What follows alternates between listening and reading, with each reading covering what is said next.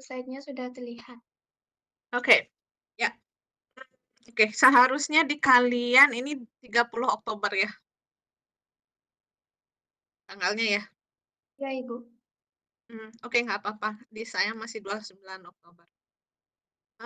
Hari ini topik kita adalah alkaloid sesuai dengan, kontrak kuliah.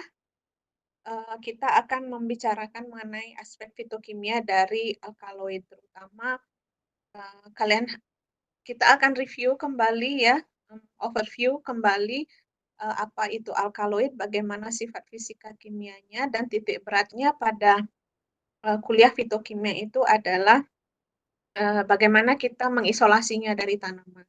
Karena kalau dari aspek, botani, kemudian, aktivitas farmakologisnya apa untuk alkaloid itu kalian kan sudah pelajari di farmakognosi. Jadi di fitokimia ini kita lebih menekankan pada, kita akan lebih banyak mempelajari pada aspek, eee, kimianya ya, untuk, fitokimia bagaimana caranya mendeteksi pada tumbuhan atau, eee, dari ekstrak tumbuhan atau ekstrak yang lain, kemudian bagaimana caranya untuk memisahkan dan mengisolasi senyawa alkaloidnya. Oke, kita akan mulai dari overview sambil kalian mengingat kembali, apa itu alkaloid ya. Alkaloid adalah senyawa dengan bobot molekul kecil, kita sebutnya dengan small molecules ya, yang ciri khasnya alkaloid itu adalah mengandung atom N ya. Jadi kalian bisa dengan dengan gampang mengidentifikasi alkaloid itu, membedakannya dari senyawa yang lain, dari rumus molekulnya ya, rumus molekulnya kemudian dari, strukturnya ya. Kalau ada atom N berarti alkaloid. Tapi juga hati-hati kan ada, juga senyawa-senyawa yang punya atom N ya, yang merupakan hasil sintesis. Jadi tidak tidak kita dapatkan, secara alami dari tanaman. Kemudian, alkaloid itu umumnya toksik ya, sehingga kalau kalian baca mungkin banyak alkaloid-alkaloid yang, eee, punya aktivitas sitotoksik misalnya ya, itu salah satu, mmm, tidak tidak semua alkaloid sitotoksik atau toksik, tetapi banyak yang toksik. Sehingga, uji sitotoksisitas misalnya itu bisa jadi salah satu aktivitas farmakologis yang biasanya kita pakai untuk screening, untuk mengetahui potensi farmakologis dari, senyawa alkaloid yang kita sedang pelajari. Di samping aktivitas farmakologis yang lain ya, di farmakognosi saya kira Anda sudah dikenalkan dengan aktivitas-aktivitas apa saja sih yang dimiliki oleh senyawa alkaloid yang telah dilaporkan. By the way, suara saya kedengaran nggak? Terdengar jelas apa enggak? Terdengar jelas, Ibu. Terdengar, Ibu. Oke, ya. In case, suara saya terdengar menjauh gitu, tolong, kalian open mic aja ya bilang ya. Oke, di alam biasanya kita dapatkan alkaloid itu bisa dalam bentuk basa bebasnya atau dalam bentuk garamnya. Kalau kalau di alam, alkaloid itu berada dalam bentuk bebasnya, basa bebasnya, maka kita biasanya akan bisa dapatkan dengan ekstraksi menggunakan pelarut organik. Kalau bentuk garamnya, ya kita mesti, pakai pelarut, aqueous, alkoholik gitu ya. Jadi pelarut yang punya masuk dalam golongan alkohol dan ada sedikit air. Nanti kita akan pelajari lebih detail untuk, teknik, eee, ekstraksi alkaloid ya. Kemudian sifat alkaloid yang lain adalah alkaloid basa larut dalam pelarut organik yang sifatnya nonpolar, sehingga kalau kita mau ekstraksi seperti saya sampaikan tadi, kita bisa ekstraksi dengan pelarut organik. Kemudian, eee, untuk alkaloid yang bentuknya basah atau basa bebas misalnya kita susah larut dalam air, sehingga kita ambilnya dengan pelarut organik yang cenderung semipolar atau nonpolar. Kemudian, bila alkaloid itu berada dalam bentuk garam, maka sifatnya itu adalah sebaliknya. Kita ambil dengan, seperti saya sampaikan tadi pelarut alkoholik yang ditambahkan air kah atau, eee, mengandung sekian persentase, air ya, atau kita sebutnya dengan Whey's, alcoholic solvent. Mmm, Alkaloid memiliki, rasa yang pahit, pada umumnya pahit ya, kemudian true alkaloid dan, beberapa jenis, alkaloid umumnya secara biosintesis berasal dari asam amino. Nanti di penggolongan alkaloid kalian akan lihat bahwa ada alkaloid yang tidak berasal dari asam amino. Artinya apanya yang tidak berasal dari asam amino? Atom N-nya.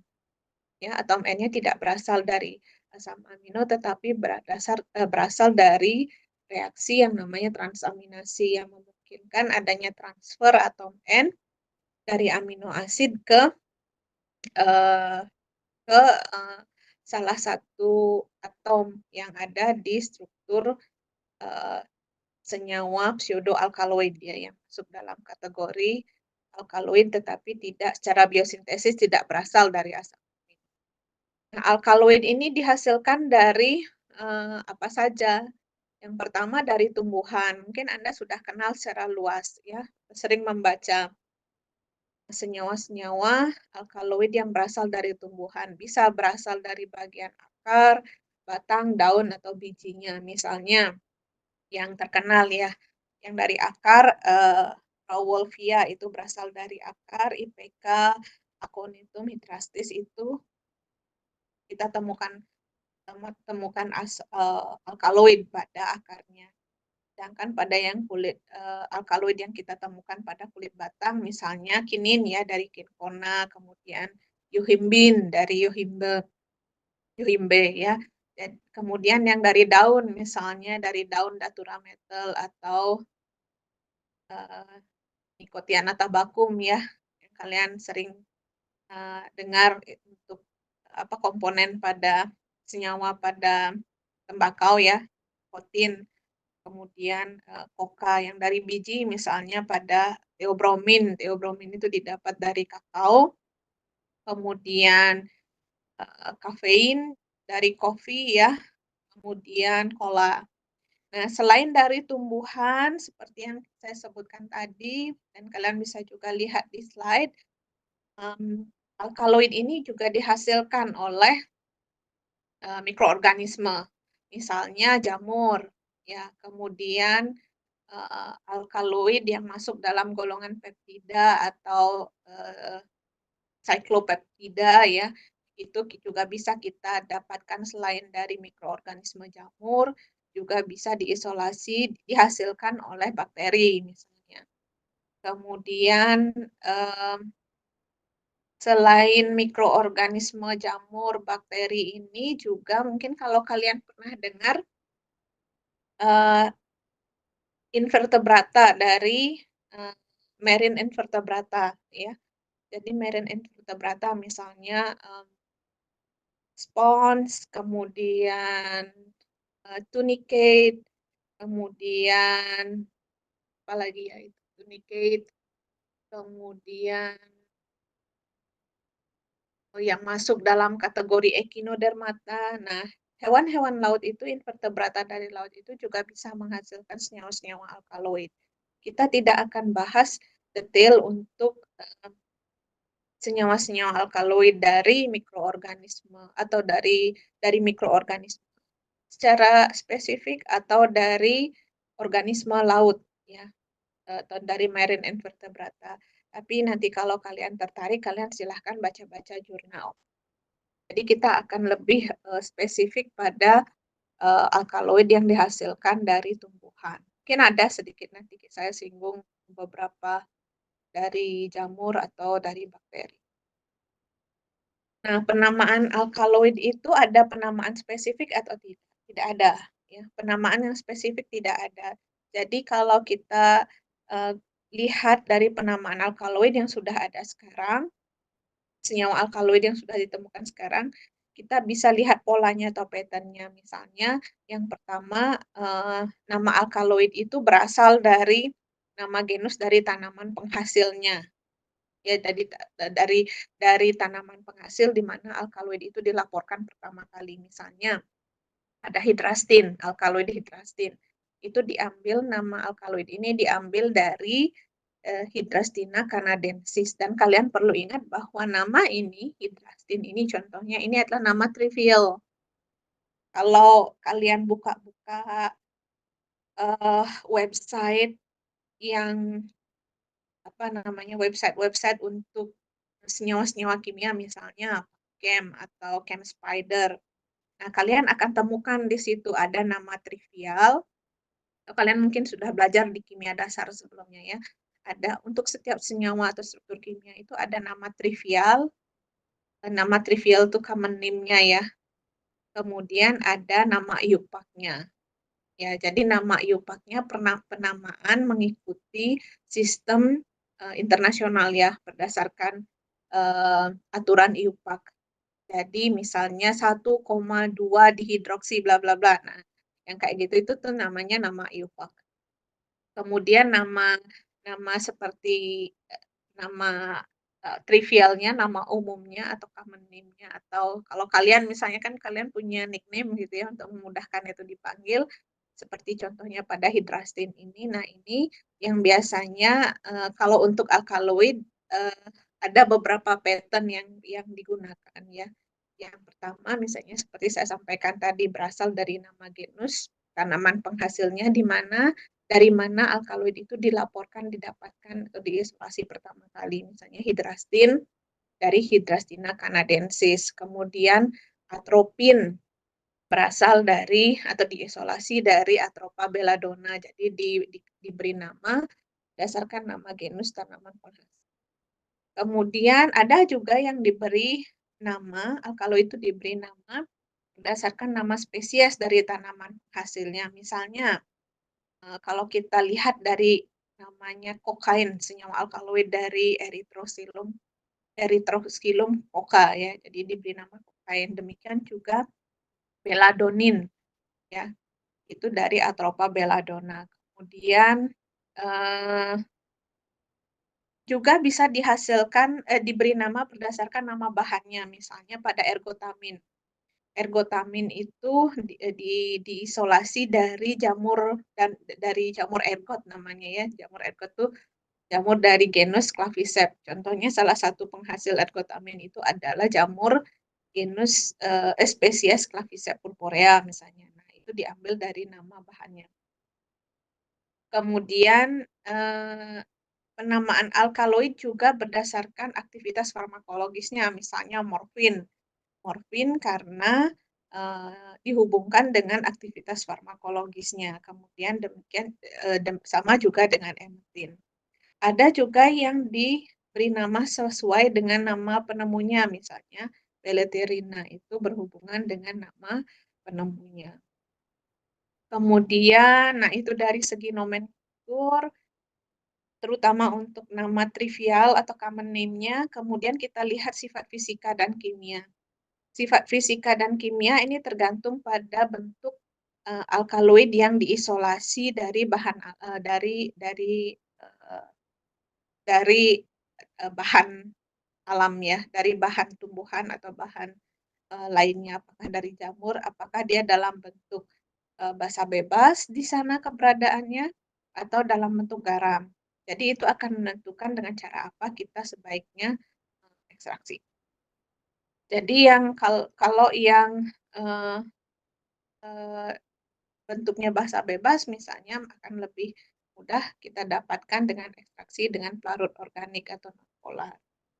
Secara umum alkaloid yang bukan merupakan bentuk garam, jadi dia basa lemah larut dengan baik dalam pelarut organik. Misalnya kalau kita pakai kloroform, kemudian diklorometana, CH2Cl2 itu ya, itu diklorometana, kemudian di etil ether kalau dia cenderung lebih non-polar.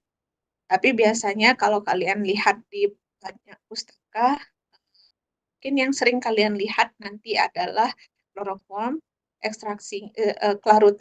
ekstraksinya akan banyak memakai kloroform atau diklorometana. Kemudian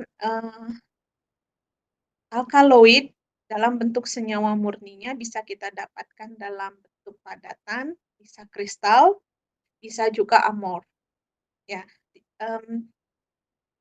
Ada banyak keuntungan bila kita bisa mendapatkan alkaloid itu dalam bentuk kristal. Salah satunya adalah memudahkan kita untuk elusidasi strukturnya, karena kita bisa elusidasi strukturnya dengan menggunakan teknik X-ray difraksi, ya. X-ray kristalografi, sorry, X-ray kristalografi. Jadi dengan itu kita bisa dengan lebih mudah mendapatkan struktur kristalnya. Tetapi kebanyakan senyawa murni untuk bisa jadi kristal, senyawa itu harus benar-benar ada di level yang sangat pure gitu. Karena biasanya kalau kita isolasi, kita ingin dapat kristalnya, tetapi kadang dalam banyak eksperimen itu kita tidak berhasil dapatkan kristalnya. Karena kecenderungannya senyawa itu juga nggak mau sendiri kan, gitu, nggak mau, susah kita mendapatkan senyawa itu dalam bentuk pure state-nya, jadi dalam bentuk benar-benar murni. Karena dalam kondisi yang benar-benar murnilah baru kita bisa dapatkan senyawa itu dalam bentuk kristal. Kalau misalnya masih ada impurity, kita akan sulit mendapatkannya dalam bentuk kristal, ya. Yang sering kita dapatkan kalau kita isolasi alkaloid itu masih bentuknya amorf. Kecuali memang ada alkaloid yang memang punya tendensi untuk mengkristal, ya. Dan biasanya kalau alkaloid yang seperti itu keberadaannya atau jumlahnya banyak, yang dengan gampang kita dapatkan bentuk kristalnya itu biasanya kita dapatkan dalam jumlah banyak. Dan kalau di natural product, di mana kita biasanya mau dapat senyawa baru gitu ya. Nah, kalau yang seperti itu kebanyakan kalau senyawa-senyawa itu dengan mudah kita dapat isolasi, kita dapatkan kristalnya dalam jumlah banyak dengan cara yang mudah. Biasanya senyawa-senyawa seperti itu sudah known ya, known compound. Jadi sulit mendapatkan senyawa baru dengan apa namanya ya, dengan spesifikasi yang seperti itu ya, jumlahnya banyak, kemudian gampang diisolasi. Biasanya senyawa seperti itu non-compound, senyawa yang sudah diketahui. Jadi kalau kita mau cari senyawa-senyawa yang baru, kadang kita mesti lebih fokus pada terutama baik alkaloid ya, karena alkaloid banyak sekali studi tentang alkaloid, terutama dari bahan alam, baik dari tumbuhan maupun dari mikroorganisme. Kita mesti kadang-kadang lebih fokus pada senyawa-senyawa yang mungkin bukan major compound-nya, tetapi keberadaannya lebih sedikit ya. Karena di situ kansnya lebih besar untuk mendapatkan senyawa baru dan dipelajari lebih detail lagi aktivitas farmakologisnya. Kebanyakan alkaloid itu bersifat optis aktif, ya, artinya kalau optis aktif itu artinya punya C asimetris sehingga dia bisa memutar. Kalau optik aktif artinya dia bisa memutar bidang polarisasi ke kiri atau ke kanan. Kalau ke kiri namanya levo, kalau ke kanan namanya dextro. Nah, bagaimana caranya mengukur sifat optis aktif dan menentukan berapa nilai berputar ke kiri atau berputarnya ke kanan suatu senyawa itu? Nah, kita mesti pakai alat yang namanya polarimeter. Kalian pernah dengar tentang sifat optik aktif suatu senyawa? Mungkin di kimia organik pernah dengar? Ada yang pernah dengar?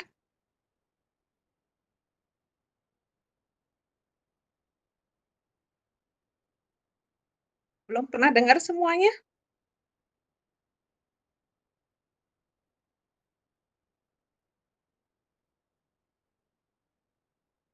Pernah, Ibu. Oke. Berarti kalian udah ada bayangan ya senyawa yang optik aktif itu seperti apa?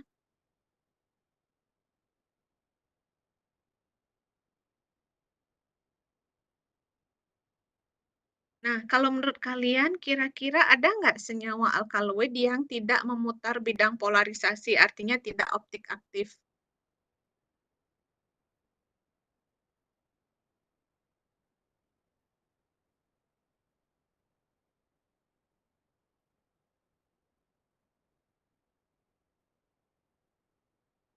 Kalau menurut kalian, ada kemungkinan nggak kita menemukan senyawa alkaloid, misalnya kita isolasi nih dari tanaman, senyawa alkaloid dari tanaman. Ada kemungkinan nggak kira-kira senyawa itu tidak memutar bidang polarisasi? Ada, Ibu. Mhm, oke. Nah, kalau senyawa yang tidak memutar bidang polarisasi itu artinya apa? Kalau misal senyawa itu punya, 2 stereocenter, 2 C asimetris ya. Kemudian ternyata senyawa alkaloid itu tidak optik aktif, artinya tidak memutar bidang polarisasi kan?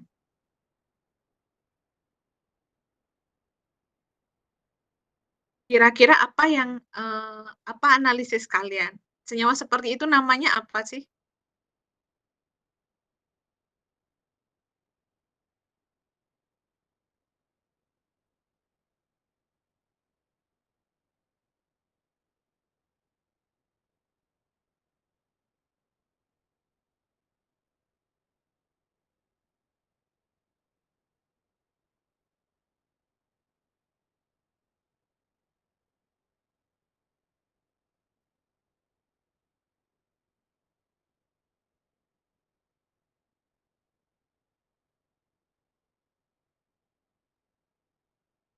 Pernah dengar istilah, rasemat?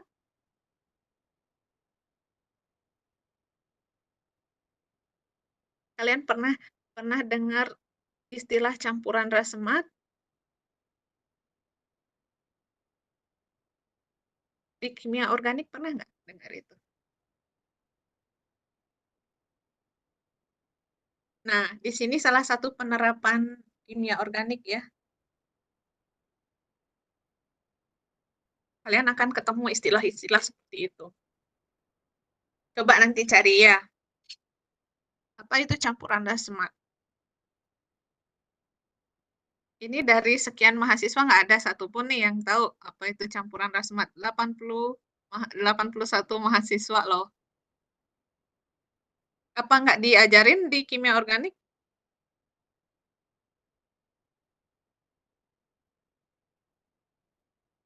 Pernah, Ibu. Aha, bisa bisa kasih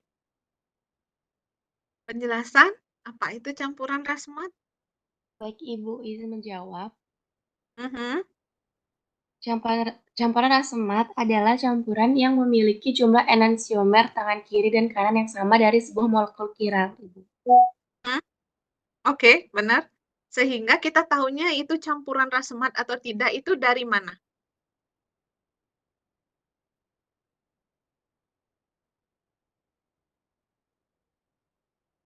Kalau secara eksperimen kita tahu, oh ini tuh rasemat nih gitu.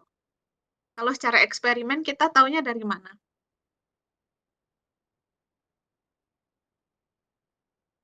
Kalian ada bayangan nggak? Kalau dari eksperimen tuh kalian taunya itu dapat dari mana? Dari nilai nilai apa?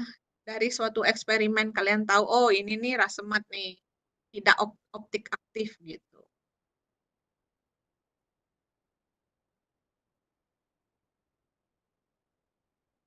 Ada bayangan nggak? Kita, eh, apa ya? Ini aplikasi antara teori dengan prakteknya harus balance.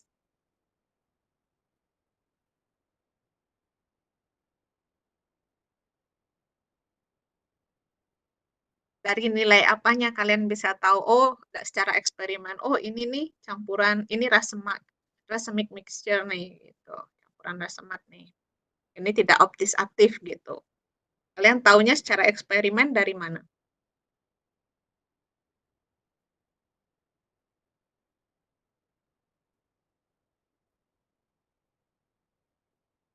Ada bayangan?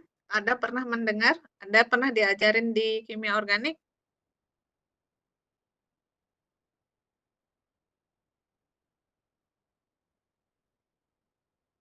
Kalau belum, bilang belum ya.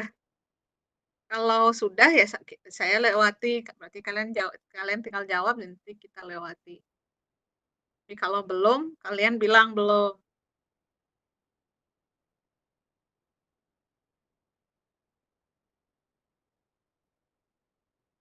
Gimana? Sepertinya belum, Ibu. Belum, oke. Belum atau nggak ingat ya? Oke. Ya, belum.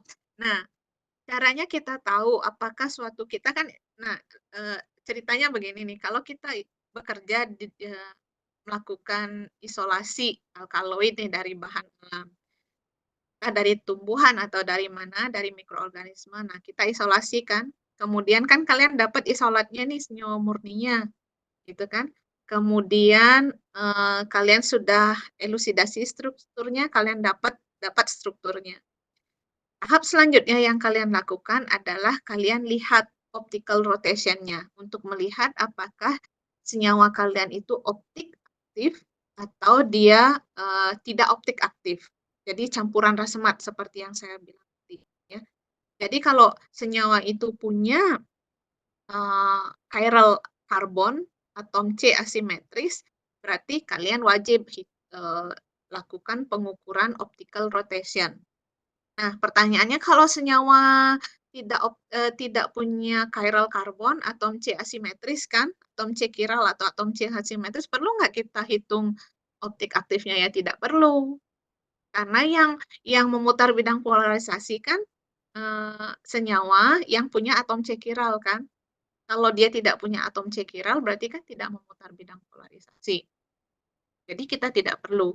Nah, kebanyakan alkaloid itu mereka punya atom C chiral.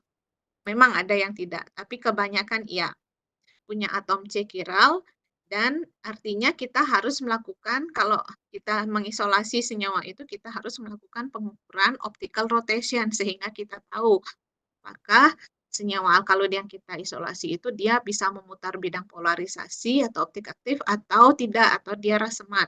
Nah, caranya tahu gimana? Caranya kita larutkan sedikit senyawa yang kita peroleh, konsentrasinya tertentu, biasanya 0,1% atau let's say 0,2 gitu kan, 0,1 atau 0,2 persen, kemudian kita larutkan dalam pelarut yang bisa melarutkan senyawa itu secara sempurna. Misalnya kalau dia larut sempurna, senyawa itu larut sempurna dalam kloroform, ya kita pakai kloroform, dilarutkan, kemudian kita cek dengan alat namanya polarimeter. Nah, polarimeter ini alat yang digunakan untuk mengecek seberapa besar rotasi optik dari suatu yang diberikan oleh suatu senyawa. Nah, hasilnya adalah berupa nilai yang namanya nilai optical rotation.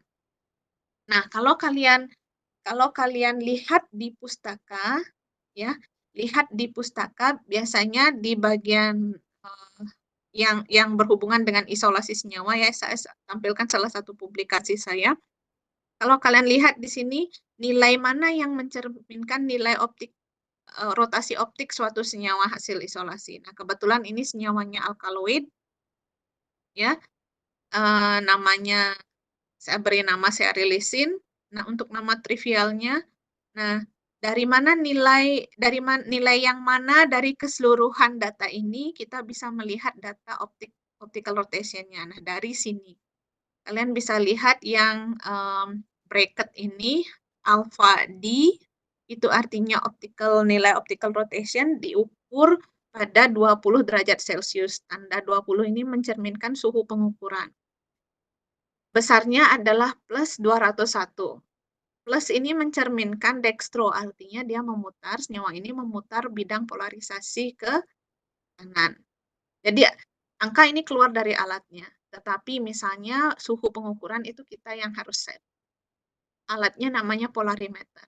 Jadi secara eksperimental kita mengukur nilai optical rotation itu dengan polarimeter, dan senyawa itu kita ukur dibuatkan dalam bentuk larutannya dengan konsentrasi. Nah, ini pada penjelasannya kan konsentrasinya 0,27 ya, kemudian pelarut yang digunakan CHCl3. Kenapa data ini penting? Karena kalau misalnya kalian ukur tidak dengan pelarut CHCl3, bisa jadi kalian akan menemukan nilai yang berbeda. Atau bila diukur dalam konsentrasi yang lebih kecil, bisa jadi kalian mendapatkan nilai alpha D yang berbeda, atau nilai optical rotation yang berbeda. Jadi nilainya mungkin tidak plus 201. Tetapi yang selalu sama adalah tanda di depannya, entah plus, atau kalau dia memutar bidang polarisasi ke kiri berarti minus gitu. Kemudian mungkin kalau diukur pada suhu lebih tinggi bisa jadi value-nya yang angka 201 ini bisa jadi sedikit naik gitu. Ada sedikit perubahan sehingga parameter itu kita mesti tulis. Jadi optical rotation-nya itu diukur pada kondisi yang seperti apa. Nah, kalau kalian melihat di pustaka ada data seperti ini, nah data inilah yang mencerminkan sifat optik aktif dari senyawa yang diisolasi. Ya, dalam hal ini kalau kita berbicara alkaloid, ya senyawa alkaloid yang diisolasi. Apa gunanya data ini? Data ini salah satu gunanya adalah untuk melihat kemurnian dari senyawa yang diisolasi. Artinya, kalau kalian mendapatkan nilai alfa D-nya itu 0, artinya apa? Senyawa 0 itu artinya apa? Senyawanya nggak bergerak kan? Tidak memutar bidang polarisasi kan? Nanti saya nggak jelaskan lebih detail bagaimana cara polarimeter bekerja ya, karena kita tidak belajar kimia instrumen di sini. Kalian bisa googling itu cara kerjanya. Kalau nilainya itu 0, artinya senyawa itu tidak memutar bidang polarisasi. Ya, senyawa yang tidak memutar bidang polarisasi atau kita mendapatkan nilainya itu 0, itulah campuran rasemat. Plus senyawa rasemat artinya masih masih belum murni, dan caranya kalau kita bekerja di bahan alam kita mesti murnikan untuk dapat salah satu isomernya. Itu ya, salah satu atau beberapa isomer. Caranya bagaimana? Caranya kita harus pakai metode, salah satunya adalah metode kolom kromatografi, tetapi kolom yang kita pakai adalah chiral kolom. Jadi kolom-kolom yang biasa kalian pakai silika, kayak begitu, itu kan pemisahan berdasarkan polaritas. Tetapi ada kolom yang spesifik yang bisa memisahkan senyawa berdasarkan chiralitasnya. Sehingga untuk senyawa-senyawa yang mixture, rasemat, kita pemisahannya adalah memakai chiral kolom. Itu untuk sekadar kalian tahu aja ya, apa yang kita lakukan untuk senyawa rasemat, apa yang bisa kita lakukan untuk senyawa rasemat untuk mendapatkan isomer murninya. Tapi untuk level S1 kalian nggak akan belajar itu. Jadi ini untuk menambah wawasan saja. Kalau itu salah satu kita pakai sebagai acuan untuk melihat kemurniannya. Apakah kita isolasi sudah dalam bentuk isomernya yang salah satu isomernya yang murni atau masih dalam campuran rasematnya beberapa isomer.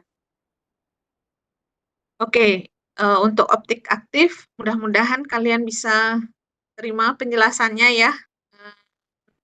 Ini salah satu saya tampilkan contohnya. Yang kita highlight, kita bicarakan untuk topik optik aktif adalah nilai yang ini. Kemudian sifat fisika dan kimia dari alkaloid yang lain adalah dia basa lemah. Jadi kalau ditambahkan asam akan membentuk garam. Tergantung asam yang kalian tambahkan, apakah sulfat atau klorida, maka garam yang terbentuk adalah sulfat atau kloridanya. Kemudian bisa jadi akan membentuk kristal garam yang ini larut dalam air dan tidak larut dalam pelarut. Nah, bagaimana sekarang cara identifikasi alkaloid? Kalian baik dalam ekstrak ataupun dalam fraksi yang kalian isolasi. Secara umum kita dapat melakukan reaksi pengendapan atau dengan reaksi warna. Itu sudah di dalam kimia adanya pengendapan, adanya perubahan warna itu mengindikasikan ada sesuatu atau ada reaksi yang terjadi ya antara bahan yang kita analisis dengan analit kita dengan reagen yang kita gunakan, dan itulah yang kita pakai untuk identifikasi pada alkaloid. Ya, untuk penggolongan reaksi tipe 1, golongan 1, 2, dan 3, golongan 1 dan lainnya kalian bisa lihat di petunjuk praktikum, ya nanti bisa dicocokkan, tapi saya akan bahas secara umum. Untuk reaksi pengendapan alkaloid misalnya, kita pakai reaksi namanya Bouchardat, ya, yang dasar reaksinya adalah reaksi antara iodium iodida dan menghasilkan, kalian bisa amati kalau reaksi positif mengandung ada alkaloid di dalam sampel atau analit yang kalian analisis atau ekstrak yang kalian analisis, itu ditandai dengan munculnya endapan coklat. Mungkin tidak instan terjadi endapan coklat, ya, tetapi kalian bisa tunggu beberapa saat. Setelah kalian siapkan larutan, ya, larutan misalnya ekstrak, ya, ekstrak kalian siapkan, kemudian entah kalian pakai test tube atau kalian pakai plat tetes, ya, kalau kalian punya sampel jumlahnya sedikit, bisa kalian pakai plat tetes. Nah, kemudian kalian tambahkan reagen Bouchardat. Bila endapan coklat terjadi secara cepat, ya, instan, atau kalian tunggu sebentar, mungkin 5 menit atau 15 menit mulai muncul endapan coklat, nah itu artinya di sampel kalian ada alkaloid.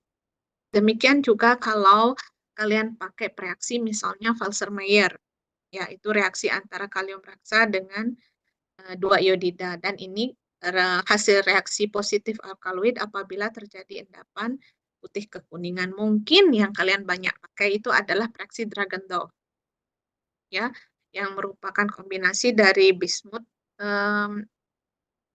salt, ya, garam bismut dengan Ki, dan menghasilkan endapan jingga kalau positif alkaloid. Kalian juga bisa pakai reagen Bertrand Seibler, ya, fosfotungstat atau silikotungstat, akan dihasilkan endapan putih kekuningan. Nah, kalau paling tidak kalau kalian menguji alkaloid, identifikasi alkaloid dengan reaksi pengendapan, paling tidak kalian ambil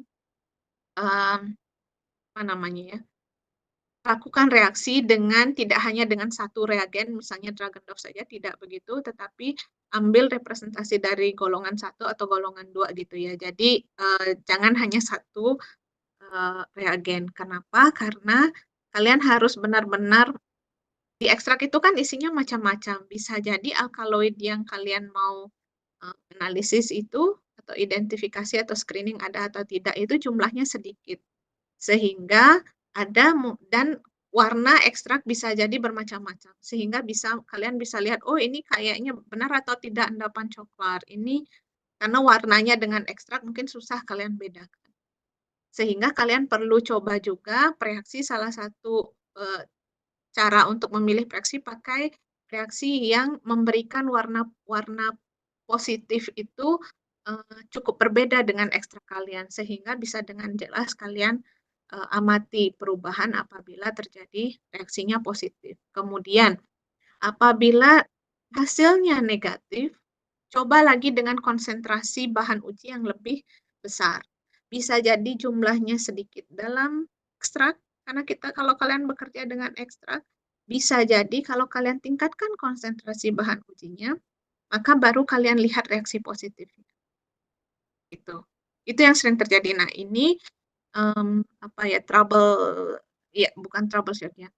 strategi yang bisa kalian lakukan untuk menghindari hasil negatif palsu atau positif palsu, ya, negatif palsu. Jadi kalau negatif palsu misalnya dia negatif padahal mungkin di dalamnya ada alkaloid, penyebabnya karena jumlah alkaloidnya sedikit dalam ekstrak, karena yang dipakai adalah ekstrak mungkin tertutup dengan komponen-komponen lain yang lebih dominan dalam ekstraknya. Itu bisa saja terjadi.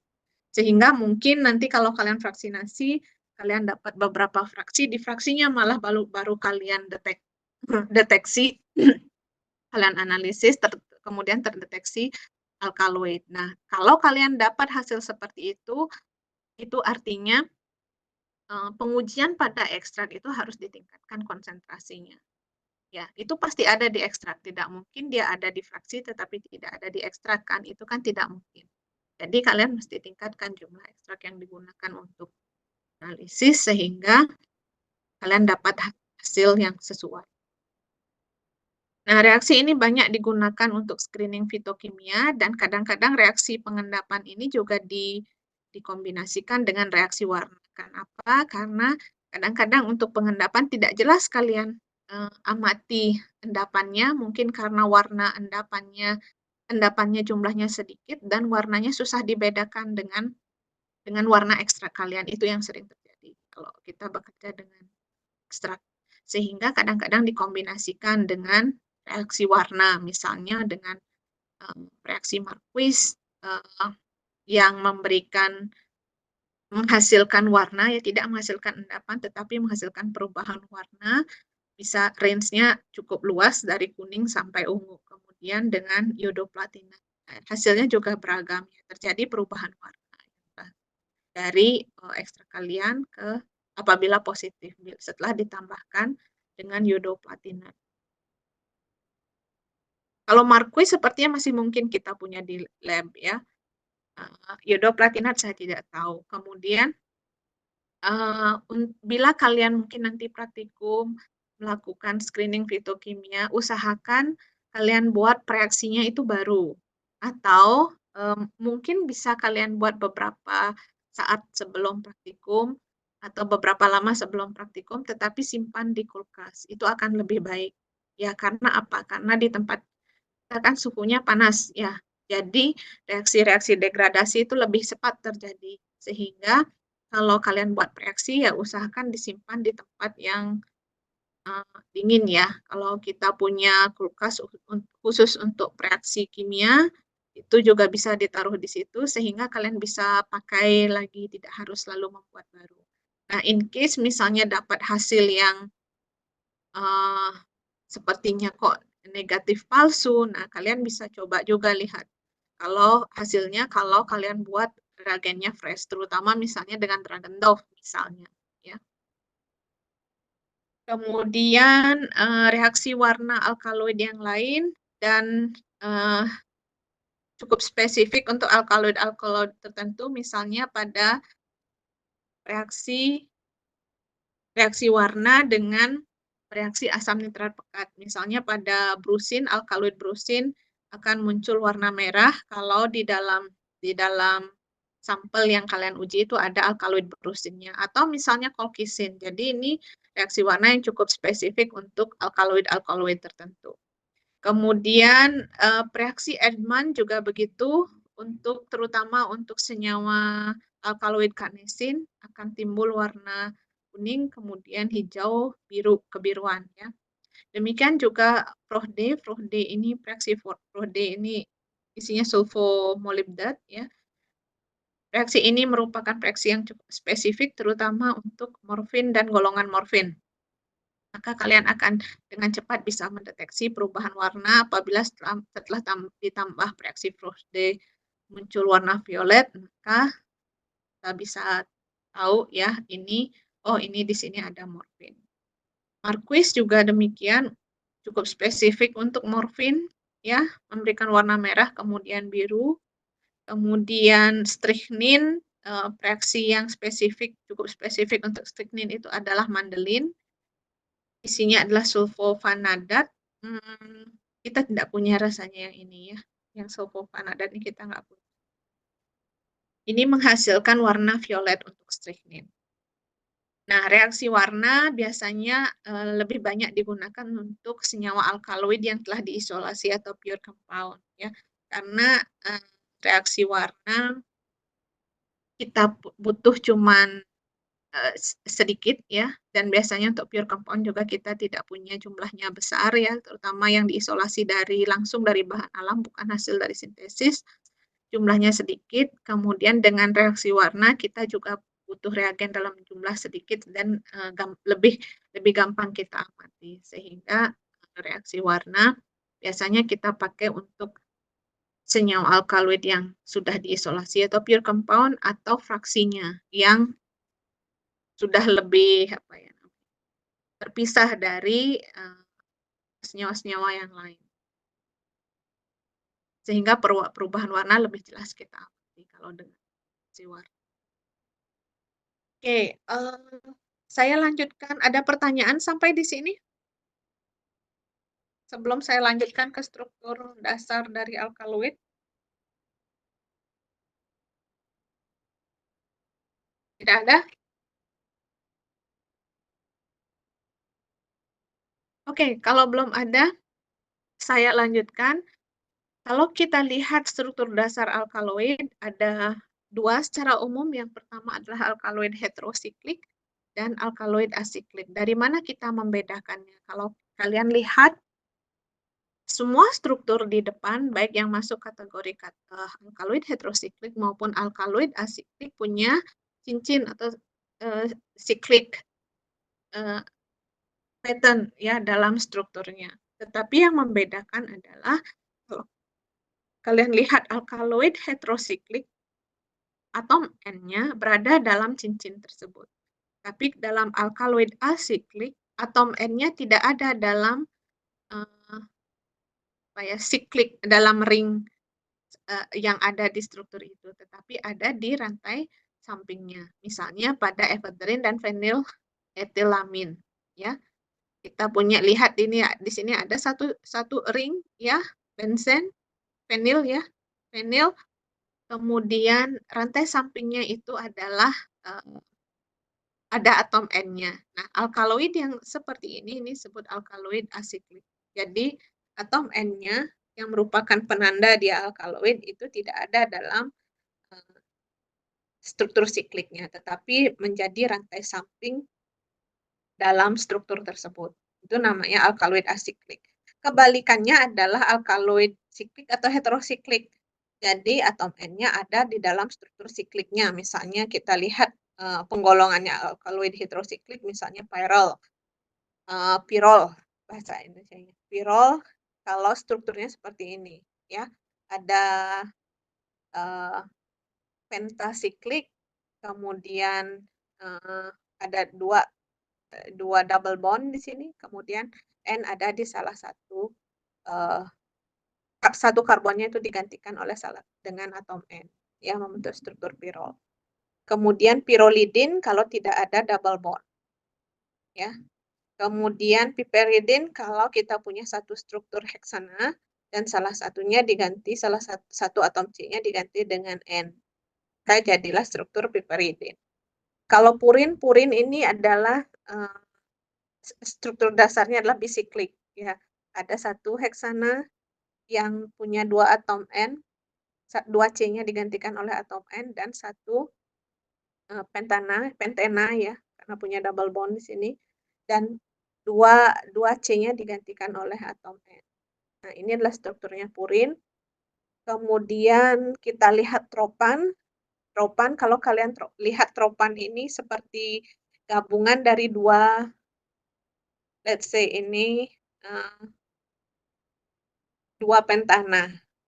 Kalau kalian lihat struktur alkaloid tropan, mungkin kalian akan sering lihat struktur tropan, ya, alkaloid tropan. Jadi gabungan dari dua pentana, dua cincin 5 member ring. Apa ya? Terjemahan bahasa Indonesia-nya. 5 atom ya. Cincin dengan 5 atom ya, pentana. Dan salah satunya itu digantikan oleh, salah satu C-nya itu digantikan oleh atom N. Jadi inilah tropan. Kalau dua heksana ya, dua heksena gabungan jadi bisiklik, tetapi masing-masing itu terdiri dari heksena. Nah, ini membentuk quinolon. Plus ada ketu di situ ya, ada salah satu C-nya oxygenated membentuk keto, kemudian satu atom C lagi digantikan oleh N. Ya, ini membentuk struktur quinolon.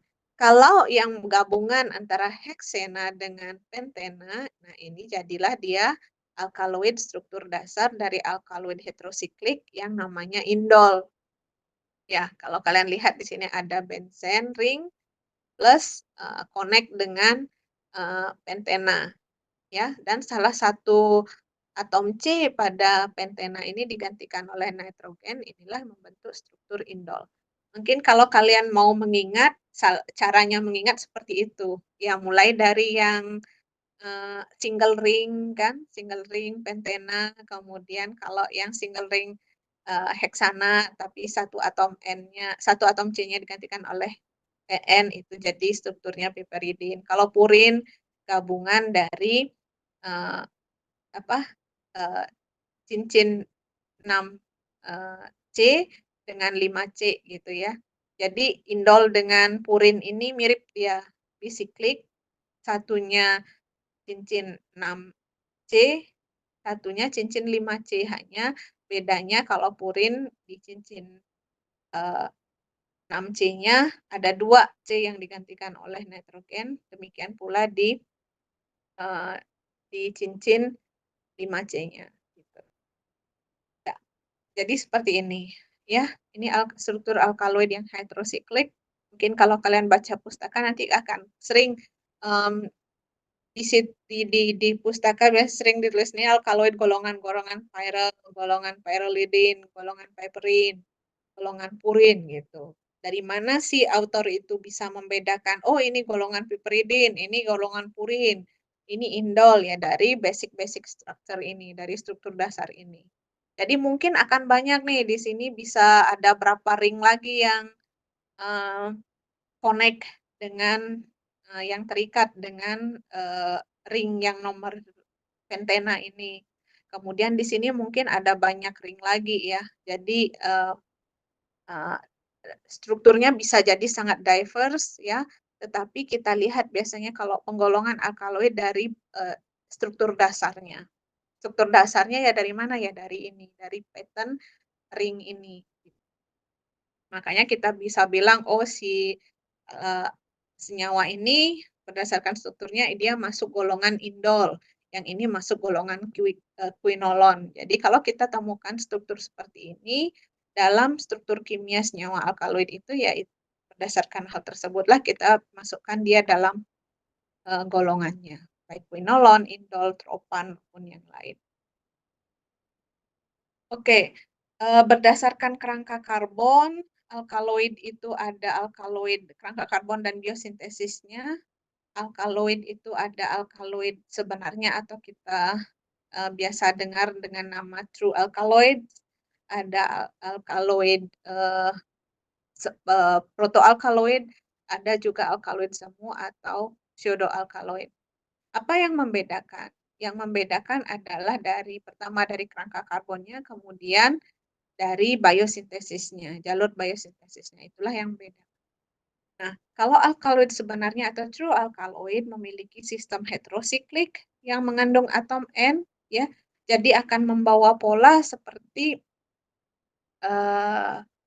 yang golongan struktur dasar alkaloid, ya, dan secara biosintesis berasal dari asam amino. Contohnya yang masuk dalam kategori true alkaloid ini adalah atropin, kemudian nikotin, kalian bisa lihat kan ini nikotin, kemudian morfin. Ya. Jadi ini contoh-contoh true alkaloid. Jadi memiliki sistem heterosiklik yang mengandung atom N. Jadi atom N itu ada di dalam sistem heterosikliknya. Di alkaloid heterosiklik. Kemudian kalau protoalkaloid bedanya adalah dalam struktur, kalau kalian ingat tadi yang sistem alkaloid heterosiklik dengan alkaloid asiklik, yang masuk kategori protoalkaloid itu adalah alkaloid yang asiklik. Jadi atom N-nya itu tidak ada dalam sistem cincinnya. Tetapi atom N itu ada menjadi bagian dari rantai sampingnya. Ya. Jadi ini kalau kalian lihat dari struktur dasarnya itu masuk dalam kategori alkaloid asiklik. Tapi secara biosintesis alkaloid ini berasal dari asam sehingga disebut protoalkaloid. Yang masuk dalam golongan protoalkaloid ini contohnya efedrin, kemudian meskalin, adrenalin. Nah, kalian lihat atom N-nya ini semua ada di rantai samping, tidak ada di dalam sistem siklik yang ada di struktur senyawa ini. baik efedrin, meskalin maupun adrenalin. Kemudian pseudoalkaloid. Pseudoalkaloid itu memiliki sistem heterosiklik, ya, mengandung atom N, jadi seperti pada true alkaloid, tetapi secara biosintesis bukan berasal dari asam amino. Contohnya, misalnya kalian temukan pada kafein dari kopi, kemudian teobromin dari kakao, kemudian teofilin. Nah, ini masuk dalam golongan purine alkaloid, ya, alkaloid golongan purine. Punya sistem heterosiklik, atom N-nya ada di dalam sistem heterosiklik itu, tetapi secara biosintesis ini bukan berasal dari asam amino. Nah, kalau bukan berasal dari asam amino, pertanyaannya adalah dari mana atom N ini berasal kalau bukan dari asam amino dalam biosynthetic pathway-nya. Ada yang punya bayangan atau pernah mendengar? Kalau untuk alkaloid yang lain kan atom N itu berasal dari asam amino. Makanya dari biosynthetic pathway-nya selalu tuh N berasal dari asam amino gitu kan. Tapi dalam case pseudoalkaloid ini secara biosintetik meskipun N-nya ada dalam sistem heterosiklik, tetapi N ini tidak berasal dari asam amino. Pertanyaannya adalah tadi dari mana? Kalau bukan dari asam amino, N-nya ini berasal dari mana? Ada yang punya pendapat?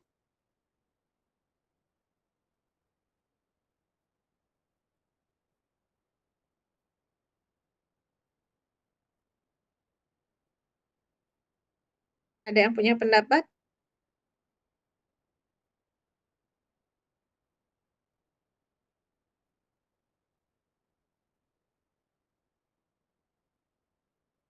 Oke, nanti coba kalian cari setelah selesai kuliah ya. Saya berikan clue. N ini bukan berasal dari asam amino, tetapi berasal dari reaksi namanya transaminasi. Ya, transaminasi itu reaksi yang memungkinkan adanya transfer atom N dari amino asid, ya, ke alpha ketoasid. Ya, makanya kalian lihat di sini kan ada alpha ketoasid. Gitu. Jadi bukan dari asam amino langsung, tetapi melalui proses reaksi namanya reaksi transaminasi. Kalau saya jelaskan reaksinya lebih detail, mungkin tidak cukup waktunya ya, tetapi kalian bisa googling. Kalau kalian belum pernah dapat penjelasan mengenai reaksi transaminasi pada waktu di kimia organik, nanti kalian bisa googling ya, atau kalian bisa buku, saya nggak tahu buku apa yang sekarang kalian pakai, tetapi di buku kimia organik yang zaman saya dulu di Fessenden itu ada namanya reaksi transaminasi. Jadi tetap ada dari tetap diambil dari asam amino, tetapi melalui reaksi namanya transaminasi. Jadi tidak langsung tidak langsung dari asam aminonya berubah didapatkan, tetapi ada proses reaksi yang namanya proses transfer namanya transaminasi. Dari situlah atom-atom N ini pada senyawa pseudoalkaloid, terutama yang berasal dari golongan alkaloid purine, ini berasal, ya. Ya, nanti kalian bisa baca lebih detail reaksinya. Kemudian penggolongan alkaloid berdasarkan ikatan hidrogen, ada namanya ikatan primer kalau kalian punya struktur seperti ini. Jadi gampang mengenali. Kalau N itu kan tangannya 3. Kalau misalnya mengikat hanya satu R, alkil, R itu alkil kan, berarti dia ikatannya primer. Jadi kalau strukturnya R, NH2 gitu kan, berarti dua tangannya N ini mengikat H, berarti dia ikatannya primer. Dan hanya satu yang mengikat alkil, berarti ikatannya primer. Kemudian kalau ikatan sekunder, itu kalau dua tangannya mengikat R. Kemudian kalau tersier, kalau 3. Jadi N kan tangannya 3, terus kalau dia mengikat tiga-tiganya mengikat R, nah itu ikatannya adalah tersier. Kalau kuartener, maka dia menjadi positif ya. Misalnya harusnya kan cuma 3, kan? kalau dia menjadi mengikat satu R lagi, maka dia akan jadi bermuatan positif kan, elektropositif. Nah, ini kita bisa temukan pada misalnya tubokurarin klorida atau berberin klorida gitu. Nah, itu ikatannya quaternary. Itu berdasarkan ikatannya. Kemudian penggolongan yang lain adalah ini berdasarkan biosintesisnya, indol, pyrrolidin, piperidin, imidazol, phenyletilamin. Kemudian berdasarkan kerangka strukturnya, ini contoh-contohnya. Jadi yang dua ini mungkin kalau kalian lihat ini kan nggak masuk alkaloid, tetapi alkaloid itu bisa punya diterpen misalnya atau terpen dalam strukturnya, misalnya pada indol diterpen misalnya. Gitu. Jadi maksudnya di sini adalah diterpen derivatif, jadi alkaloid diterpen atau alkaloid stereodal gitu. Ya, jadi struktur diterpen yang dia punya yang dia membawa alkaloid di dalamnya. Itu kita salah satu contohnya yang mungkin banyak dikaji dalam literatur itu adalah indol deterpenoid. Jadi diterpen derivatif. Kita sebutnya biasanya diterpen derivatif. Demikian pula steroidal derivatif. Jadi ada alkaloid tapi dia terhubung dengan sistem sikliknya seperti yang kita lihat dalam senyawa-senyawa steroid. Yang ada berapa C itu ya, C30 atau C berapa gitu ya yang masuk dalam kerangka struktur steroid, tapi punya bagian atau bagian dari strukturnya membawa atom N. Nah, itu kita sebut dengan alkaloid steroidal gitu. Steroidal alkaloid. Kemudian berdasarkan aktivitas farmakologisnya tadi ya ada morfin, quinin dan sebagainya penggolongannya. Kemudian ada juga penggolongan alkaloid berdasarkan taksonominya. Misalnya ada yang menyebut cannabinaceous alkaloids gitu. Artinya alkaloid itu berasal dari famili atau genus cannabis gitu atau dari famili Rubiaceae gitu. Disebut dengan Rubiaceous alkaloids. Biasanya istilah-istilah seperti ini kalian temukan di jurnal-jurnal ya. Jadi ada author atau peneliti yang mereka menggolongkan, mereka mungkin studi pada famili alkaloid dari famili tanaman tertentu dan mereka menemukan kecenderungan, oh kalau kesamaan strukturnya dan sebagainya, kalau alkaloid dari golongan Rubiaceae itu seperti ini gitu. Misalnya yang banyak ditemukan itu adalah golongan quinolin gitu misalnya. Jadi mereka secara di dalam jurnal itu banyak yang melaporkan mereka buat penggolongan lagi ya berdasarkan taksonomi dari alkaloid itu dari mana alkaloid itu diisolasi, misalnya dari Rubiaceae ya Rubiaceous alkaloid gitu. Kalau dari Solanaceae misalnya pada Datura metal gitu kan, atau dari senyawa-senyawa spesies Solanaceae yang lain yang memiliki pola atau pattern struktur kimia alkaloid mirip yang bisa mencerminkan kekhasan atau kespesifikan dari alkaloid yang diisolasi dari taksonomi tertentu, maka atau dari Solanaceae, maka kadang autor atau peneliti itu menyebutnya berdasarkan taksonominya dari mana alkaloid itu banyak. Misalnya kalau Solanaceae, Solanaceous alkaloids gitu dilaporkannya. Tapi kalian tidak usah bingung ya kalau baca jurnal dan kalian temukan istilah-istilah seperti ini. Jadi ini saya tampilkan yang kira-kira penggolongan yang sering kita temukan juga di pustaka dan kecenderungannya beberapa tahun terakhir. Kemudian kita lanjut dengan biosintesis ya. Biosintesis alkaloid pada sebagian besar ya, sebagian besar berasal dari amino acid. Amino acid itu merupakan produk atau sentral metabolisme sentral ya, produk dari metabolisme primer ya kan. Metabolisme primer kan dari kalian dapatkan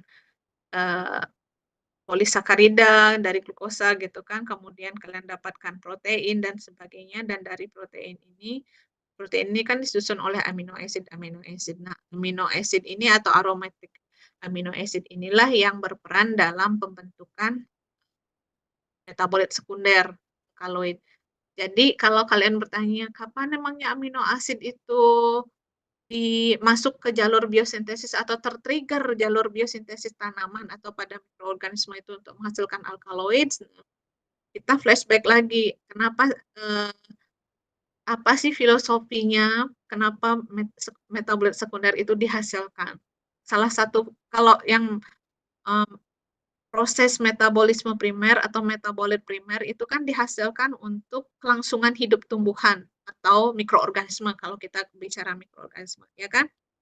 Untuk pertumbuhan, untuk bisa hidup ya, untuk tumbuh dan bisa hidup mikroorganisme atau tumbuhan itu, maka dihasilkanlah primary metabolism ya kan, terjadilah primary metabolism, hasilnya metabolit primer yang diperlukan untuk pertumbuhannya, untuk bertumbuhnya kalau tanaman atau berkembangnya mikroorganisme atau pada tanaman itu. Maka yang dihasilkan adalah yang karbohidrat kan, polisakarida, kemudian protein, lemak, nucleic acid. Ya. Nah, kapan dia berubah menjadi kapan tumbuhan atau mikroorganisme itu tertrigger biosynthetic gene cluster-nya, gennya untuk melakukan secondary metabolism dan menghasilkan metabolit sekunder, alkaloid atau flavonoid salah satunya. Ya.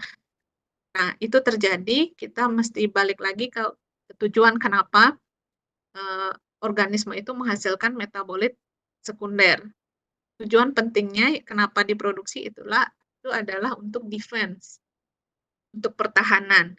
Misalnya, kondisi lingkungan tidak sesuai untuk pertumbuhannya.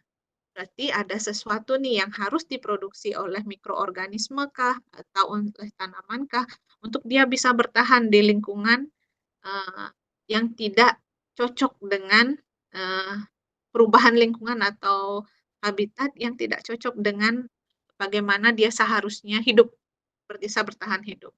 Misalnya pada saat kekeringan, ya, untuk dia bisa tahan terhadap kekeringan, maka dihasilkanlah metabolit sekunder tertentu misalnya, sehingga bisa mengurangi, meningkatkan adaptasinya terhadap kondisi lingkungan yang merugikan untuk pertumbuhannya. Atau misalnya bila banyak serangan hama, ada serangan hama atau serangan herbivora termasuk, ya. Salah satu defense mechanism dari organisme itu, baik tanaman maupun mikroorganisme untuk bertahan hidup adalah dengan memproduksi metabolit sekunder yang bisa menghalau tadi patogen tadi, ya. Misalnya kalau serangan herbivora bisa menghalau serangan herbivora dan sebagainya. Dan itu terjadi ya. Salah satunya adalah yang ada mungkin kalau kalian baca di literatur banyak indol alkaloid itu dilaporkan sebagai mycotoxin. Toksin ini awalnya ditemukan mycotoxin ini kenapa disebut myco karena dihasilkan oleh jamur dan jamurnya ini hidup bersama ya, bersimbiosis dengan rumput. Jadi ini diproduksi untuk dihasilkan oleh si jamurnya, tetapi untuk membantu si tanaman rumput ini untuk menghindari serangan herbivora. Dan dihasilkanlah senyawa alkaloid mycotoxin itu, ya, masuk golongan dalam indol diterpenoid. Ya, jadi semua senyawa yang dihasilkan tanaman atau tidak terbatas hanya alkaloid atau flavonoid itu sebenarnya punya fungsi untuk tanaman itu. Dan kalau kita lihat apa yang kita isolasi dari tanaman itu sebenarnya bisa jadi tidak hanya dihasilkan oleh tanamannya, tetapi bisa dihasilkan oleh mikroorganisme yang mungkin kita tidak lihat dengan mata telanjang. Mikroorganisme itu bisa jamur, bisa bakteri yang hidup bersama dengan tanaman itu. Gitu. Makanya sekarang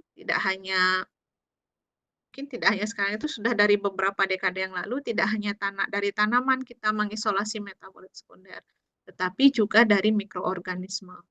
Misalnya jamur gitu, yang kebetulan saya memang bekerja banyak di mikroorganisme sekarang. Dulu saya juga banyak meneliti tanaman, kita melakukan isolasi senyawa dari tanaman, tetapi sejak mungkin ada beberapa tahun terakhir kita mulai beralih, kita tidak mengisolasi lagi dari tanaman karena dari tanaman kadang cukup sulit ya, kita perlu kumpulkan material yang sangat banyak untuk melakukan pekerjaan fitokimia, ya, mengisolasi senyawanya.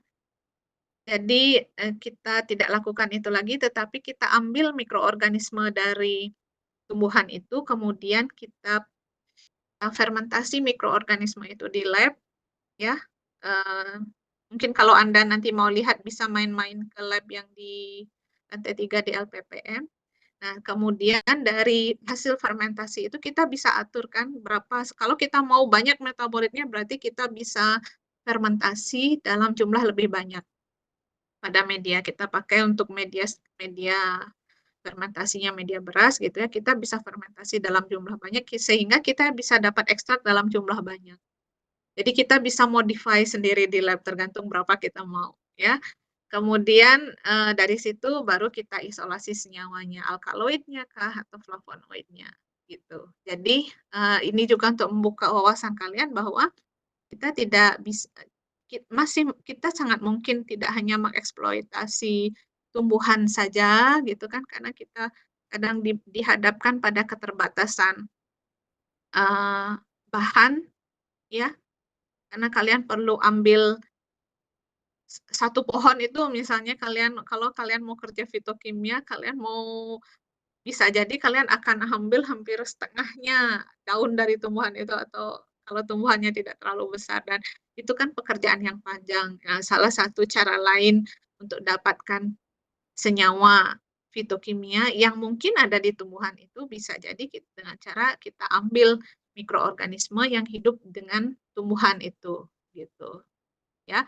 Kemudian mikroorganisme itu yang kita pelihara di lab untuk kita trigger dia produksi. Kita bisa trigger dia untuk produksi metabolit yang kita inginkan ya.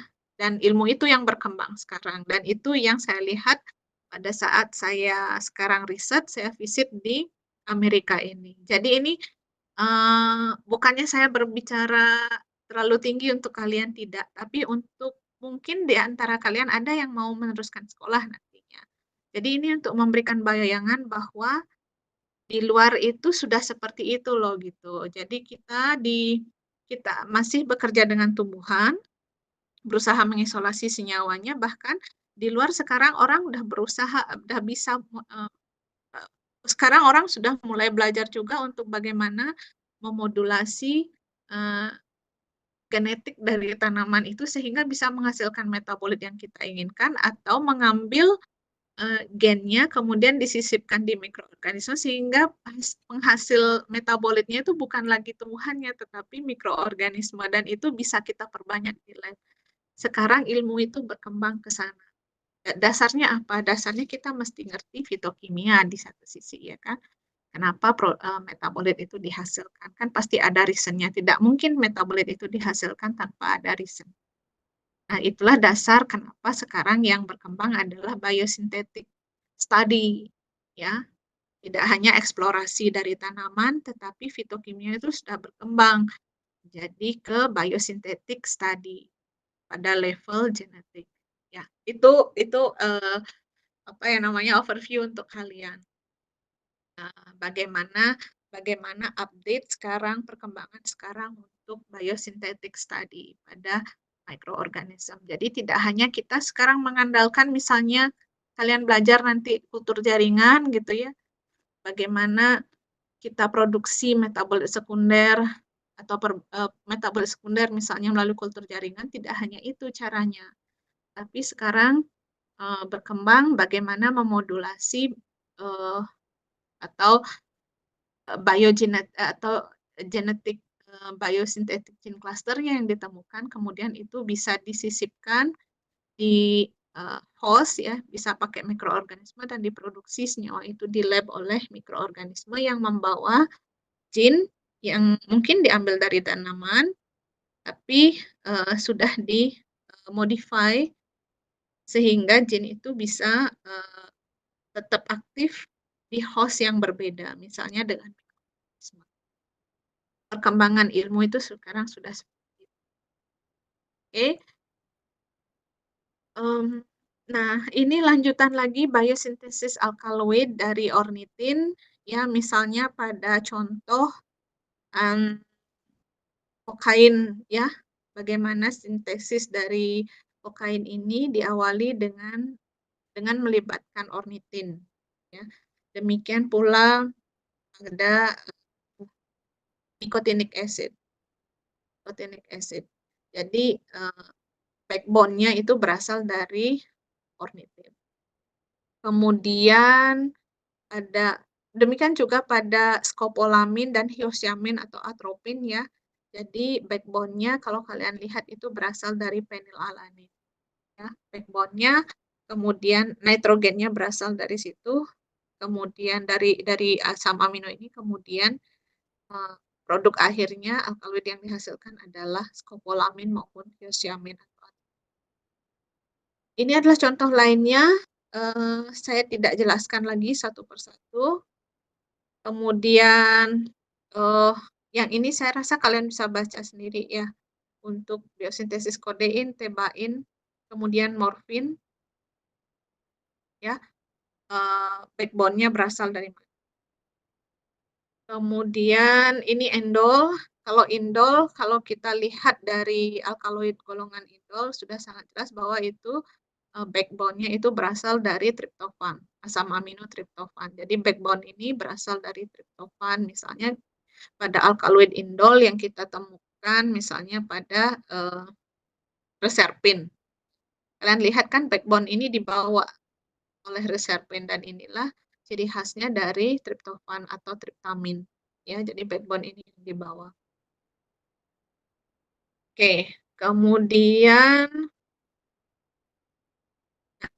sekarang pertanyaannya adalah bagaimana prosedurnya kita bisa ekstraksi, mulai dari ekstraksi sampai kita ingin, kalau kita mau isolasi alkaloid dari bahan alam. Bisa bahan tanaman, bisa dari bahan yang lain. Mungkin secara garis besar saya bisa jelaskan di slide ini. Yang pertama kita lakukan seperti biasa kalau kalian mau bekerja misal dengan tanaman, kalian siapkan bahannya dulu. Bisa kalian pakai bahan segar, bisa kalian pakai simplisia kering. Bahan segar mungkin agak susah karena kalian, apalagi kalau bahannya itu kalian ambil dari tempat yang cukup jauh dan mungkin perlu waktu beberapa hari untuk transportasi. Dan yang menyebabkan bahan segar mungkin akan rusak setelah sampai di lab, sehingga yang lebih convenient, lebih nyaman biasanya kita lakukan untuk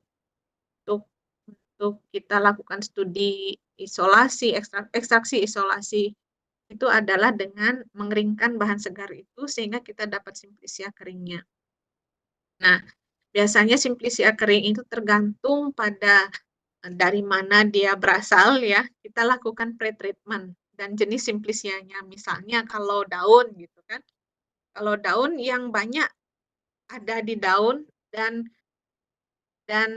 kita tidak inginkan dalam proses ekstraksi itu karena kecenderungannya sulit kita pisahkan untuk proses selanjutnya biasanya klorofil ya, klorofil itu, sehingga klorofil itu biasanya kita remove dulu dengan pretreatment dari simplisia kering itu. Kalau udah diserbuk kita pre-ekstraksi dengan N-heksan.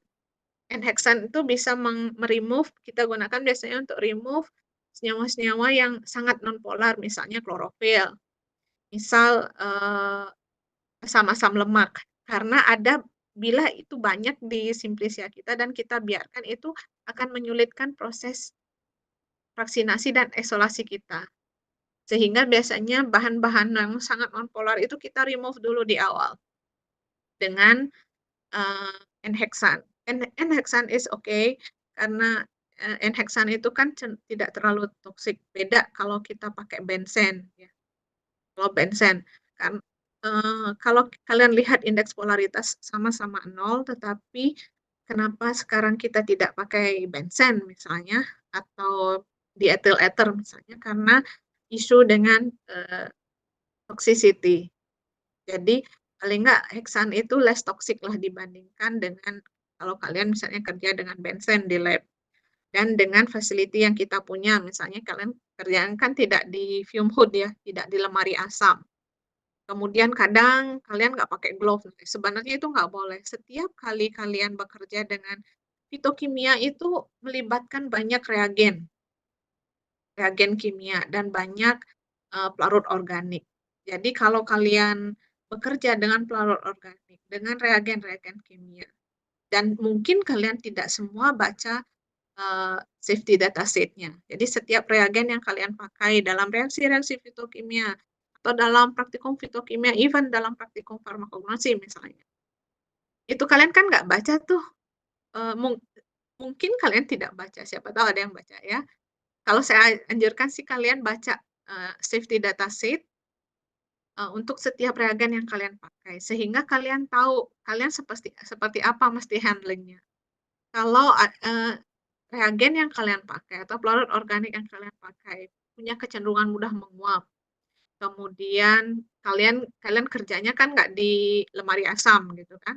Kalau memang perlu pakai masker ya pakai masker. Dan ada masker khusus yang untuk laboratory kan. Misalnya kalau kerja dengan kloroform gitu, kloroform dan kalian bekerjanya tidak di lemari asam. Kalian pakai kloroform untuk pelarut ekstraksi. It's okay, kalian bisa pakai masker. Ya, karena itu akan lebih safe untuk kalian. Dan sebenarnya untuk di lab itu lebih baik kita reduksi penggunaan kloroform karena toksisitas tadi. Bisa direduksi misalnya apa yang saya pakai kalau mau ganti kloroform dengan reagen yang lebih safe, kalian bisa pakai diklorometan misalnya. Jadi nanti kalau di kuliah-kuliah selanjutnya atau di praktikum selanjutnya mungkin kalian ada merancang pemisahan untuk senyawa tertentu ya, kalian bisa modify beberapa prosedur yang sebelumnya mungkin memakai kloroform, bisa kalian ganti dengan yang less toxic, yang tidak setoksik kloroform misalnya, kalian bisa ganti dengan diklorometan, itu salah satu contohnya. Ya, jadi penting untuk mengetahui sifat toxicity bahan sebelum kalian bekerja, terutama di fitokimia yang kita banyak pakai pelarut organik. Kemudian setelah pre-treatment tadi, kalian remove senyawa-senyawa non-polar yang itu tidak kita inginkan ya. Kalau kalian mau cari alkaloid, biasanya alkaloid range-nya adalah kita dapatnya di daerah-daerah yang semipolar ya. Yang non-polar, yang banyak fat-nya, even di situ ada alkaloidnya, itu akan sulit kalian dapat. Kenapa? Karena effort-nya lebih besar untuk meremove fat-nya. Jadi nggak apa-apa, biarkan aja kita remove aja fat-nya. Ya, dengan misalnya menambahkan non-polar solvent, misalnya N-hexan, yang salah satu pilihan yang bisa dipakai. Kemudian setelah kita remove itu asam lemak atau fat atau klorofil misalnya pada bagian daun, bila simplisia daun yang Anda pakai, kemudian kita tentukan pelarut apa yang kita pakai untuk ekstraksi. Ya, ada banyak pilihan pelarut organik yang bisa kalian pakai, atau kalian bisa berpikir, oh, oke, bisa dipakai aqueous alkoholik, misalnya metanol water, metanol yang mengandung air misalnya 10% atau etanol 70% atau etanol 80%. It's okay. Itu bisa kalian jadikan pertimbangan, tapi yang penting adalah kalian prediksi nih kemungkinan alkaloidnya nih ada dalam basah atau dalam bentuk basah bebasnya atau dalam bentuk garamnya nih yang mungkin gitu. Jadi kalian bisa mulai dengan screening fitokimia pertama. Coba kalau kalian belum tahu atau belum dapat dari studi pustaka, mungkin kalian belum dapatkan gambaran. Cara yang terbaik sebenarnya dari studi pustaka. Mungkin sudah ada orang yang pernah bekerja dengan bahan yang mau kalian pakai gitu kan, simplis yang kalian mau pisahkan alkaloidnya. Kalau case-nya seperti itu kan kalian bisa lihat di pustaka larut organik apa yang dipakai untuk mencari alkaloidnya. Apalagi kalau misalnya alkaloidnya udah target, oh quinine gitu kan. Berarti kan kalian bisa melihat di pustaka kalau mau isolasi quinine itu ekstraksi pertama tuh pakai apa. Ya, itu cara paling gampang. Kemudian kalau misalnya tidak ada orang yang mempelajari tentang Simplisia itu sebelumnya sehingga kalian harus cari sendiri, maka tahapan yang kalian lakukan adalah yang pertama kalian coba screening fitokimia, ya. Kalian coba ekstraksi sedikit, ini kan tadi udah dihilangin, eee, apa namanya, fat-nya dengan N-heksan. Kalian keringkan sedikit, Simplisia-nya ini. Kemudian kalian ekstraksi dengan sedikit, mmm larut yang mengandung air, misalnya dengan etanol 80% kah, atau metanol yang mengandung 10% air gitu kan, atau dengan, larut organik misalnya kalian pakai diklorometana. Dan kalian lihat, oh kalau screening fitokimia kan tadi kalian bisa pakai, reaksi pengendapan atau reaksi warna. Misal yang paling simpel kalian pakai reaksi warna dengan Dragendorf, atau kalian mau pakai TLC dengan reaksi semprot Dragendorf gitu, ya. Kalau muncul spot orange misalnya setelah kalian TLC hasil ekstraksinya dari masing-masing, pelarut yang digunakan. Nah, di mana kalian dapat, dengan jumlah volume totalan yang sama, ya. Kemudian, paling intensif spot orange-nya berarti disitulah alkaloidnya paling banyak kan gitu kan. Nah, berarti kalian bisa pilih pelarut itu untuk, mengekstraksi alkaloidnya. Sehingga kan harapannya kan kalau kalian memilih pelarut kan yang pelarut yang mampu mengekstraksi senyawa yang kalian inginkan atau golongan senyawa yang kalian inginkan, dalam hal ini alkaloid, dalam jumlah semaksimal mungkin kan. Berarti cara paling simpelnya adalah tadi dengan kalian bisa pakai PLC, mungkin yang paling paling paling paling irit ya, itu adalah dengan TLC dan pakai reagen semprotnya adalah Dragendorf gitu, yang spesifik untuk alkaloid. Nah, kemudian kalian bisa pilih pelarutnya berdasarkan hasil optimasi skala kecil, ekstraksi skala kecil itu. Kemudian pertimbangan lain untuk memilih pelarut adalah pelarut itu non-toksik atau mungkin susah mencari pelarut yang non-toksik. Karena even metanol pun itu kan toksik juga kalau kena mata misalnya kan. Kemudian, mungkin baiknya kita bilang less toxic gitu dibandingkan dengan, yang lain. Misalnya seperti cerita saya tadi memilih diklorometan dibandingkan dengan kloroform. Pertimbangannya adalah kalau diklorometan less toxic. Kemudian non-inflammable. Jadi kemudian easily volatile. Jadi, gampang diuapkan sehingga kalau kalian uapkan dengan rotari itu lebih cepat gitu. Nah ini nanti, kalau kita berpikir untuk penelitian kan kita juga tetap harus mempertimbangkan cost ya. Kalau kalian, menguapkannya lama misalnya kalian pakai pelarut berair yang mengandung air dan airnya banyak kan kalian butuh waktu dan butuh, cost yang besar lagi untuk menguapkan airnya. Kalau itu bisa digantikan dengan, yang pelarut yang lebih gampang diuapkan itu kan lebih baik. Kemudian eco-friendly dan inert. Banyak pelarut organik kadang menyebabkan bahan kita terdegradasi, ya. Tidak selalu, tetapi kadang-kadang misal menggunakan, pelarut organik yang punya sifat a little bit acidic seperti kloroform atau diklorometan untuk senyawa-senyawa yang sensitif itu bisa menyebabkan senyawa itu terdegradasi, ya. Tidak selalu senyawa seperti itu, tetapi dalam beberapa case itu terjadi. Sehingga, memilih pelarut yang inert untuk ekstraksi itu juga salah satu pertimbangan. Setelah kita dapatkan pelarut terpilih, kemudian apa yang kita lakukan? Metode ekstraksi untuk alkaloid mungkin yang kalian sering dengar baca di pustaka itu ada namanya treatment, eee acidic base extraction. Jadi, eee, be berdasarkan pertimbangan atau dari optimasi kalian tadi memilih pelarut, mungkin kalian dapatkan gambaran, oh ternyata kemungkinan, eee, alkaloid yang mau kalian isolasi ini ada dalam bentuk basa bebasnya, basa lemah ya, basa bebasnya. Sehingga kalian akan punya bayangan, oh kalau saya ekstraksi berarti dan kalau saya pakai pelarut, alkoholik berair berarti saya mesti tambahkan asamnya sehingga saya bisa tarik eee, ke bagian yang aqueousnya, ke pelarut saya. Nah, makanya kalau seperti itu, maka kalian pakai metode ekstraksi dengan asam basa. Jadi kalian ekstraksi dengan pelarut alkoholik yang mengandung sedikit air, yang mengandung air ya, misalnya metanol 10%, metanol dengan air 10% atau alkohol dengan alkohol 80% atau 85% dan kalian tambahkan asam lemah. Misalnya bisa kalian pakai HCl kah atau asam asetat gitu ya ditambahkan sehingga, kalian akan dapatkan alkaloid itu dalam bentuk garamnya dan itu akan masuk ke pelarut kalian yang kalian pakai ekstraksi. Nah, sekarang mengambil dari pelarut berair ini, kalian mesti basahkan lagi ya untuk kalian ambil hanya alkaloidnya aja ya.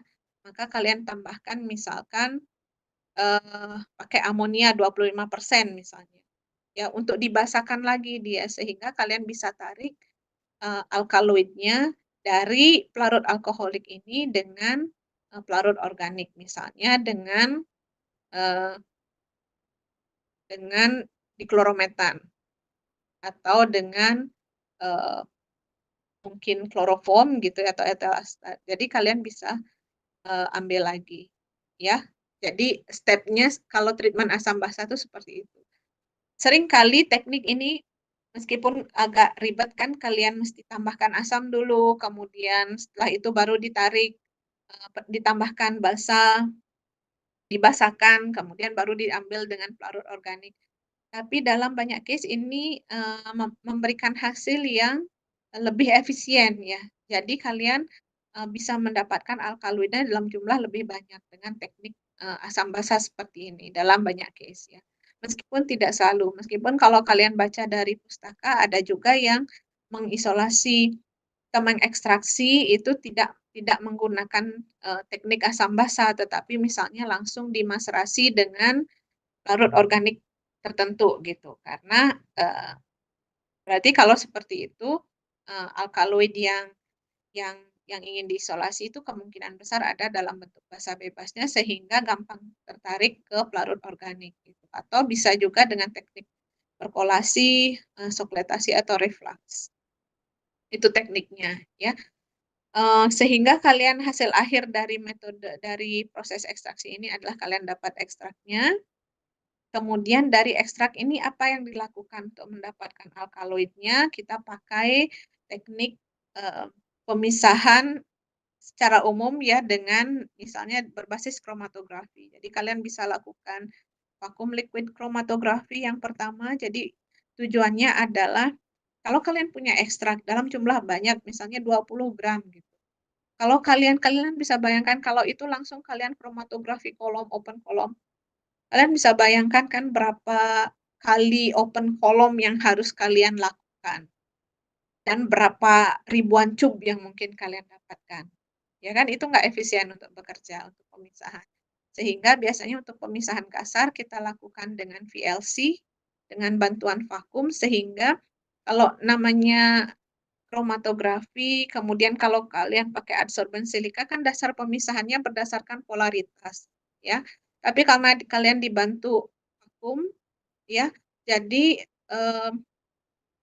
jadi kalian kan cepat prosesnya, jadi cairan itu cepat cepat kalian tambahkan, solvent dengan polaritas tertentu, kemudian, dengan dibantu vakum akan cepat tersedot dan mengelusi senyawa yang, larut dalam pelarut yang kalian tambahkan, dengan polaritasnya sesuai dengan pelarut yang kalian gunakan.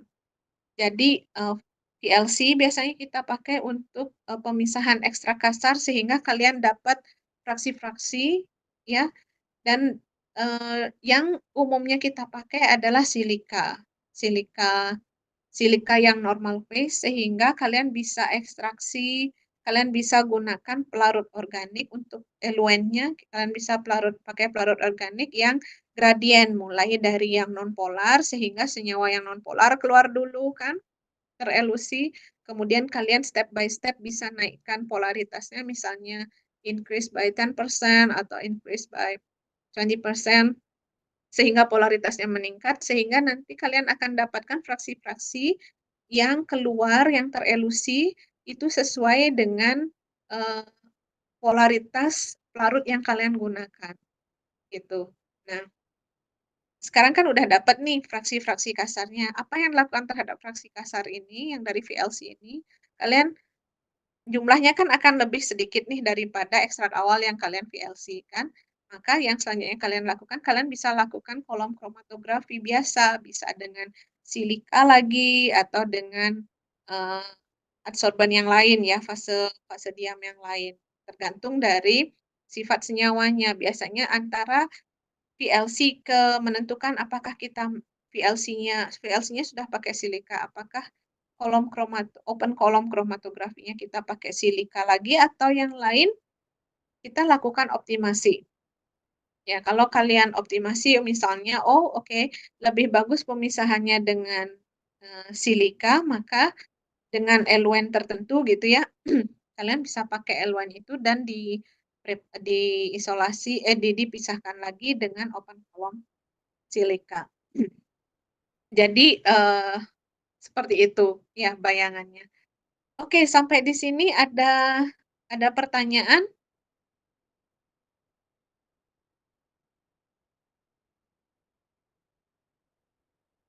Sepertinya waktu saya habis ya.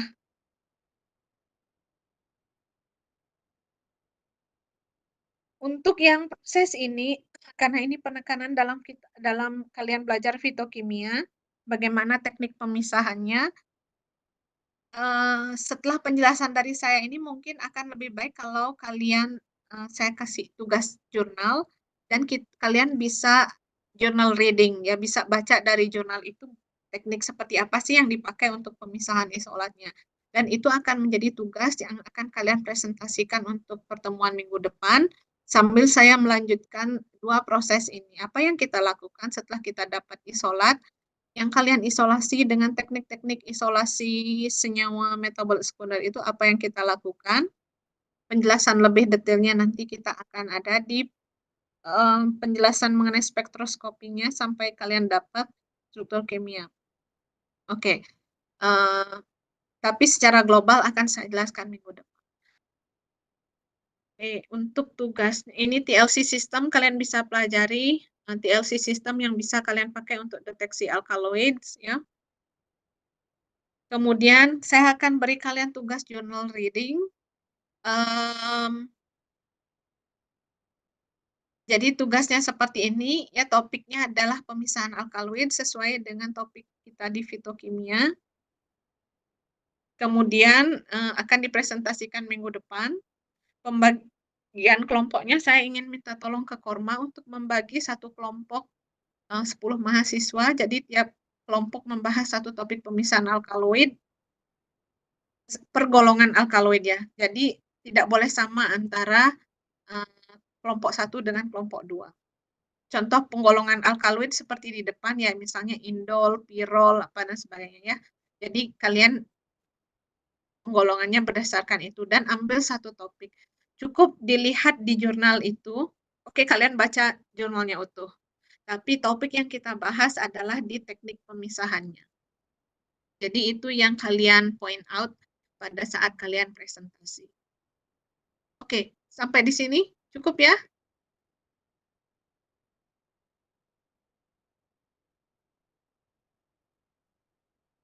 Ya, kalau tidak ada pertanyaan, saya tidak mau mengambil waktu Anda banyak, karena waktunya sudah habis. Jadi kita cukupkan, bila ada pertanyaan, silahkan nanti melalui Kormanya, atau Anda bisa kumpulkan dulu pertanyaannya, bisa tanyakan langsung minggu depan. Untuk tugasnya berarti kalian akan kumpulkan pada saat kalian presentasi besok, minggu depan, saya akan sediakan slotnya di Oase.